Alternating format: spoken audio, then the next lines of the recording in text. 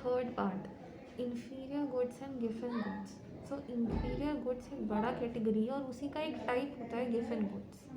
Inferior goods वो होते हैं जिनकी नाम से पता लग रहा है इनकी क्वालिटी अच्छी नहीं है, ऐसा इंफीरियर क्वालिटी का है, बेकार, थोड़ी कम अच्छी क्वालिटी। इंफीरियर गुड्स की बात ये होती है ये लॉ ऑफ डिमांड को फॉलो करते हैं, पर गिवन गुड्स इन्हीं का एक टाइप है जो लॉ ऑफ डिमांड को फॉलो नहीं करता। इंफीरियर गुड्स वो गुड्स होते हैं जिनके प्राइस जब बढ़ता है तो क्वांटिटी डिमांडेड कम होती है, इनका कंजम्पशन लोग कम करने लगते हैं जब इनका प्राइस बढ़ता है। अब इनकम जो है, अगर इनकम बढ़ रही है तो हमारी क्वांटिटी डिमांडेड कम हो जाएगी। क्यों? क्योंकि हम सब्सटीट्यूट्स अवेलेबल है ना इनके, सब्सटीट्यूट्स।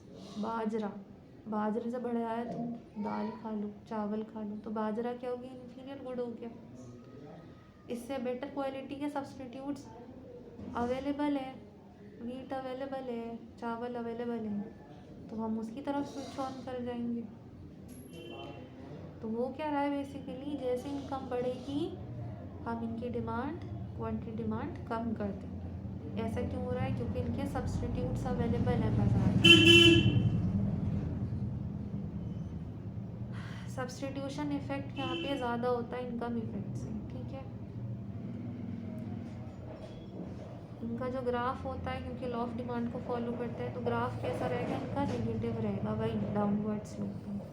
गिवन गुड्स में क्या है, लॉ ऑफ डिमांड को फॉलो नहीं करते, एक्सेप्शन में आते हैं।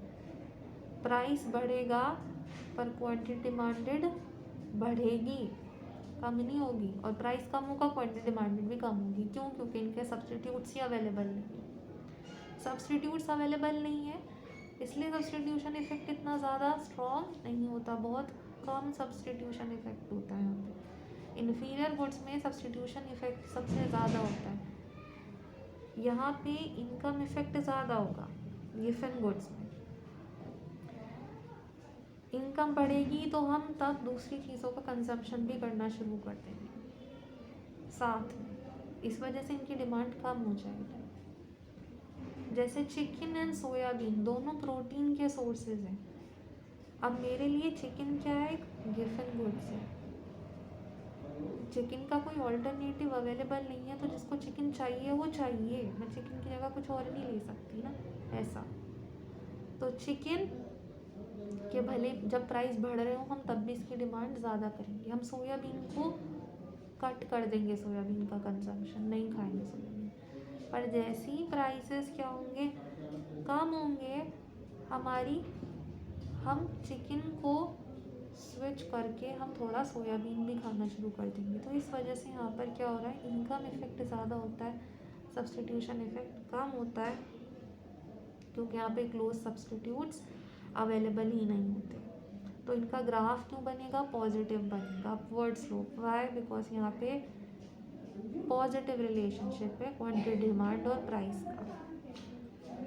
अब एक चार्ट है, उसे देखो।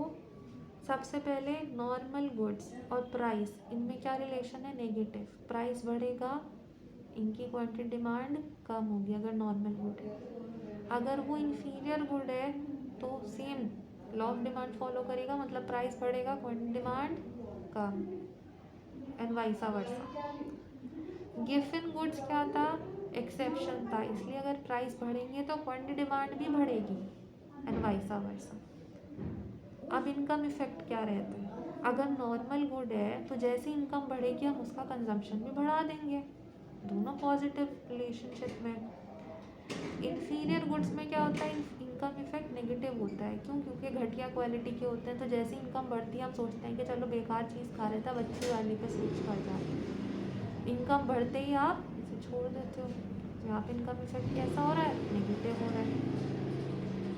गिवन गुड्स में भी क्या है कि गिवन गुड्स एक टाइप के इन्फीरियर गुड्स ही तो है, इसलिए यहाँ पे इनकम इफेक्ट क्या होगा? नेगेटिव ही रहेगा।